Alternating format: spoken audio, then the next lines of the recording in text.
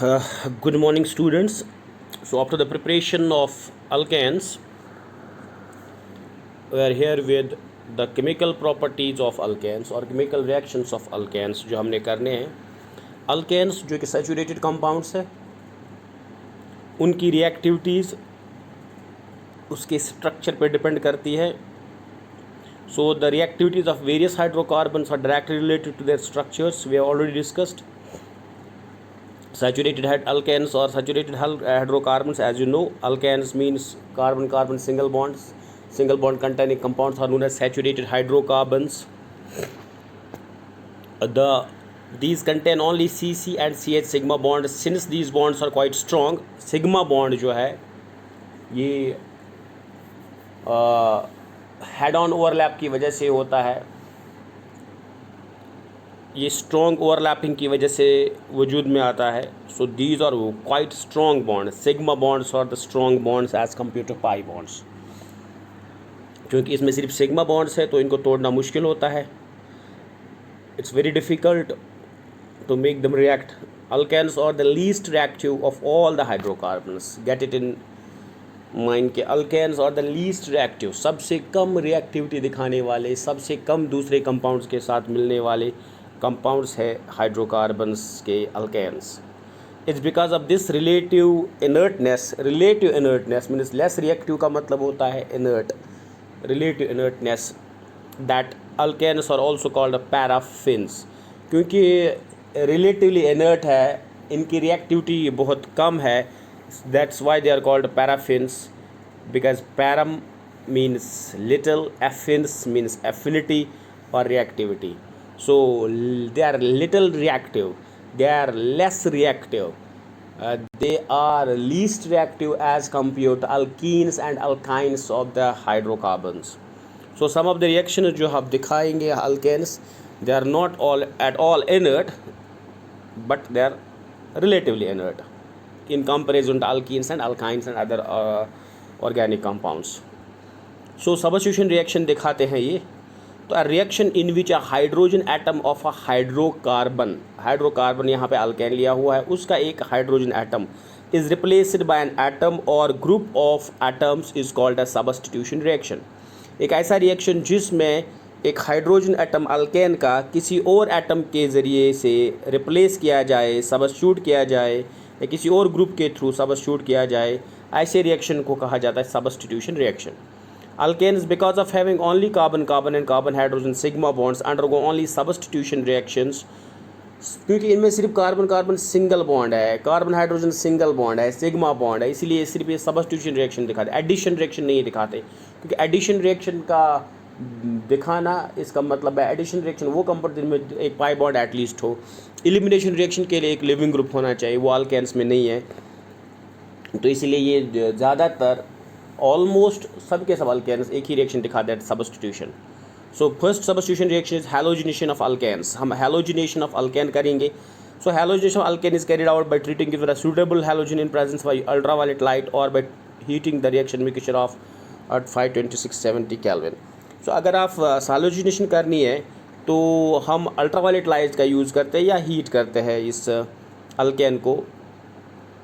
The order of reactivity of different halogens in these reactions. Order of reactivity ज़्यादा reactive कौन है? Fluorine, फिर chlorine, फिर bromine, फिर आयोडीन. हैलोजिनेशन के लिए सबसे रिएक्टिव.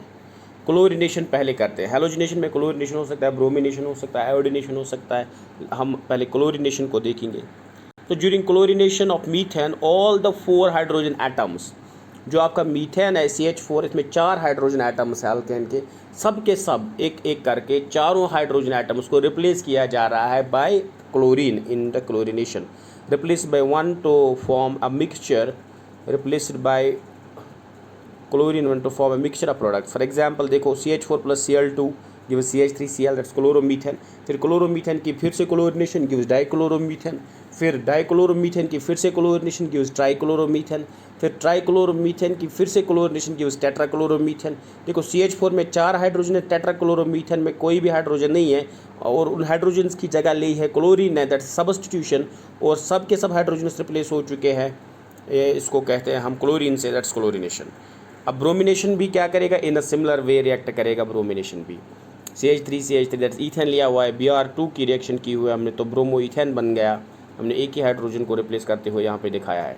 अब आयोडीनेशन का क्या होता है, the reaction of iodine with alkanes is reversible reaction है, because the hydrogen iodide formed as a by product is a moderate reducing agent, ये रिड्यूसिंग एजेंट्स है, and hence reduce the iodo alkane जो बना हुआ है back to alkyne, ये इसको वापस अल्केन में बना देता है, दस इससे प्रोडक्ट बनाना मुश्किल होता है। Thus direct iodination of alkanes can not be brought about, however the iodination can be carried out in presence of an oxidising agent such as iodic acid HiO3 and nitric acid which oxidise HI to I2, पहले ही HI को I2 में convert कर देता है, जब I2 में convert हुआ that's no longer a reducing agent, और in presence of mercuric oxide with eliminates HI as an insoluble HgI2। देखो आप, तो आपने 5 टाइम्स HI लिया, हाइड्रोजन आयोडाइड जो कि बाय प्रोडक्ट है, उसको किसके साथ रिएक्ट कराया, उसको आयोडिक एसिड के साथ रिएक्ट कराया तो आपको आयोडीन मिल गया I2।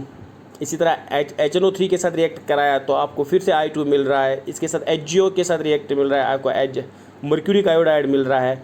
तो इसका मतलब है जो रिड्यूसिंग एजेंट्स है वो that's HI is no longer present, इसका मतलब है बैक रिएक्शन नहीं होगी, रिवर्सिबल का रिएक्शन अब नहीं, अब हम बना सकते हैं। The final is fluorination. Fluorination में क्या है, fluorination of alkanes is too vigorous to be controlled, क्योंकि ये ज़्यादा रिएक्टिव है फ्लोरीन, तो इसको कंट्रोल कर पाना मुश्किल हो जाता है रिएक्शन को under ordinary conditions. Furthermore fluorination brings about extensive rupture of CC and CH bonds leading to mixture of products. Thus fluorination of alkane, fluorine इतना रिएक्टिव है कि वो carbon carbon sigma bond, carbon hydrogen sigma bond का rupture कर देता है, तोड़ देता है उनको। The fluorination of alkanes with pure fluorine is of little practical use, however fluorination of alkanes can be carried out by diluting fluorine with an inert gas such as nitrogen और argon. Alternatively, alkyl fluorides or more conveniently prepared alkyl fluoride अगर बनाने हैं आपको indirectly by heating suitable chloroalkanes लिए आपने with inorganic fluorides such as AsF3 inorganic fluorides है, SbF3, AgF, Hg2F2 etc. तो अगर बनाना चाहते हो आप तो आपको सवर्ट्स रिएक्शन करनी पड़ेगी, इसको हम कहते हैं मर्क्यूरियस फ्लोराइड के साथ। अब दिस मच इज क्लियर। अब हम देखेंगे मैकेनिज्म ऑफ द रिएक्शन, क्योंकि हैलोजिनेशन एक फ्री रेडिकल मैकेनिज्म रिएक्शन है। Each radical reaction consist of 3 steps. जब भी फ्री रेडिकल रिएक्शन होती है उसके 3 स्टेप होते हैं, पहला इनिशिएशन स्टेप, दूसरा प्रोपोगेशन स्टेप एंड तीसरा टर्मिनेशन स्टेप। सो हम देखते हैं चेन इनिशिएशन कैसे होता है। When a mixture of methane and chlorine is heated under this Kelvin in dark or is subject to ultraviolet light at a room temperature, chlorine absorbs energy, Cl2 जो है वो absorb energy करता है and undergoes homolytic fission producing the chlorine free radicals। जब भी कोई energy absorb करेगा वो एनर्जी जो एब्जॉर्ब करता है वो बॉन्ड टूटने में लगती है, और यहाँ पे क्लोरीन जो है ऑफ सेम इलेक्ट्रोनेगेटिविटी है, सो होमोलिटिक फिशन होना पॉसिबल है। सो यहाँ होमोलिटिक फिशन हुआ, आपको क्लोरीन फ्री रेडिकल मिल रहा है। अभी क्लोरीन फ्री रेडिकल दूसरे स्टेप में जाएगा चेन प्रोपोगेशन में। Each propagation step consist of 2 reactions. In the first the chlorine attacks the CH4 molecule and abstracts a hydrogen atom forming CH3 that is methyl free radical and a molecule of HCl. In the second, CH3 thus produced reacts further with a molecule of Cl2 containing a molecule of methyl chloride and another Cl is shown. So ये reactions होते हैं, mechanism आप देख सकते हो।